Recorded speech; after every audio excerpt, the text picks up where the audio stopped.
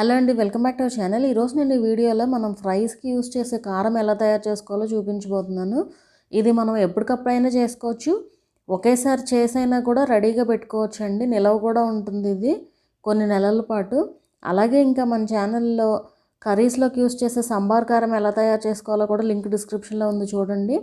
ఇప్పుడు ఈ ఫ్రైస్ కారం కోసం నేను ఒక 20 ఎండుమిరపకాయలు అయితే తీసుకుంటున్నానండి. అండ్ అలాగే ఒక వెల్లుల్లిపాయని ఇలా ఒలిచి పెట్టుకోవాలి.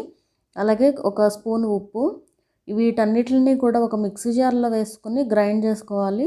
సో ఇంతేనండి. ఈ కారం మనం అప్పటికప్పుడైనా చేసుకోవచ్చు, అండ్ అప్పటికప్పుడు మనకి ఒక్కొక్కసారి టైం సరిపోదు అనుకుంటే మనం రెడీగా పెట్టుకుని దీన్ని స్టోర్ కూడా చేసుకోవచ్చు.